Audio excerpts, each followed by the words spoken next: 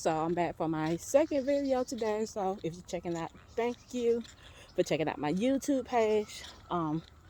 Always as I say, please like, share, drop your comments below. Follow me on Facebook, GraceLife. Support for toxic relationship. This is a word that came to me as I'm walking and I'm talking to God, and I got these thoughts in my head, and I can hear God say, don't sacrifice your blessing for your pride. Don't sacrifice the blessing for your pride. I don't think nobody caught that. Don't sacrifice the blessing for your pride. There are things in our life that God is asking us to do, telling us to do, and it may make us feel low. It may not make sense. You may feel inadequate. You may not feel good enough. You may not feel comfortable doing it. Apologizing. Driving a car that it ain't the prettiest car, but it'll get you to point A and B. Some of us just just feel like, well, this is not God. But God said, drive the car. God might be telling some of us to stay on this job. Stay on the job that you at, and and be humble. Put a smile on your face and do it to the best of your ability.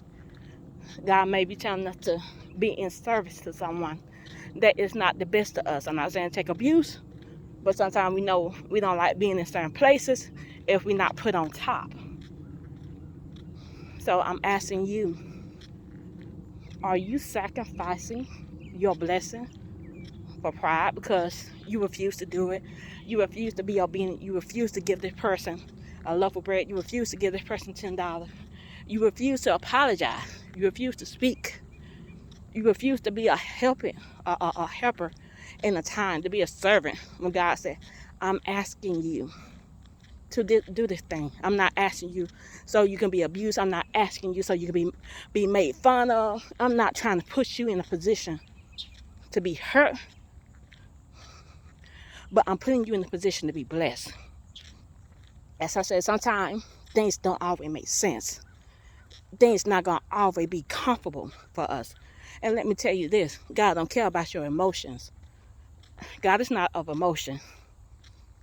So just because you may feel silly, you may feel mad about it, you may feel whatever, God said just do it, because I'm telling you to. If I tell you to do a thing, I'm not telling you to push yourself in jeopardy, to push yourself in danger, but I'm telling you because I'm going to bring you through. Do you think David, brother, son, top of right, being called out to be king and go fight Goliath? But he did it anyway. Joseph had the dreams, and he knew that God said, well, I'm going to make your brothers bow down to you. And his brother laughed at him, and Joseph had to go to jail once they sold him off. Guess what? Joseph got out of his pride, went through the test and trial, and came out on top. David came out on top. The three boys in the furnace, when they would say, worship this idol God, worship me, the king, and they refused, their life were on the line. They life were on the line. And they said no. They said, I'm going to, look, if you got to put me in the fire, you put me in the fire. Got put in the fire. And came out alive. Because why? They sacrificed their pride and not their blessing. Daniel in the lion den. Think about it. A lot of us ain't going to go in the lion den. But Daniel went. And he waited for the answer. He could have gave up. He could have tucked in and fell into his pride and said, whatever the king asked me to do, let me do it, because I'm in this lion den and these lions are hungry. But no, he trusted God. He trusted God. God to say, God is my provider. God is going to give me the answer and the way out. Think about it. Like I said, we ain't gonna go on no lion then, because we know what the lion does. But Daniel found courage and went through the thing. And he came out victorious.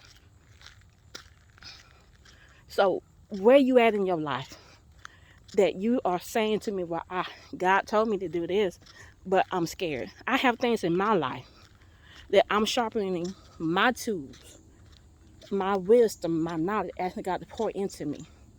Because I don't want to be prideful. The scripture says, pride.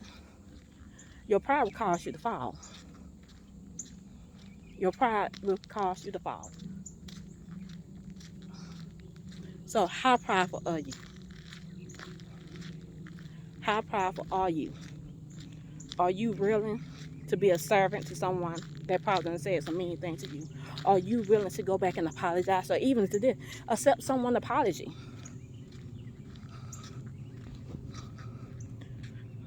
Are you prideful? If that's why your blessing haven't came, because think about it. The Israelite that came out of Egypt, 40 years they stayed for 40 years, and they didn't have to. Because why? Pride. Too prideful to go through the journey. Already wanted to complain about this and that, not having a grateful heart for what they do have. Because the longer you keep letting pride run your life, the longer you're going to stay where you at. You will not progress. It's by grace and mercy that we do see what we do get when we are being prideful. And God is giving all of us an opportunity to step out of pride and be obedient. Or you're going to ride your life in pride. Or you're going to ride your life in pride and sacrifice your blessing. The blessing that can be that one that break generation curses. That blessing that can make wholeness in your life, to bring about your healing. The thing that you asking God to heal you from, He said, I can't do because you are too prideful.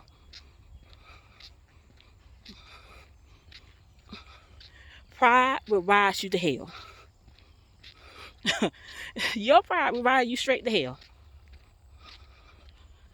So, ask yourself, what is it that God is asking me to do? God told me to do that I have not done. But I'm asking Him to do all the more. But I'm too prideful to lower and bow down before Him and submit my pride to Him and take on His will and desire. Because whereas I enter in His will and desire, I will find my blessing. So think about that. Your pride is riding you to hell. And some of us are going very fast. It ain't no slow ride. Some of y'all are there. And pride will have everything in calamity and everything to fall around you. But you too prideful. But guess what? That's none of my business. Do what you want to do. As I always say, walk in love, grow in grace, and walk by faith. Until we meet again, stay blessed.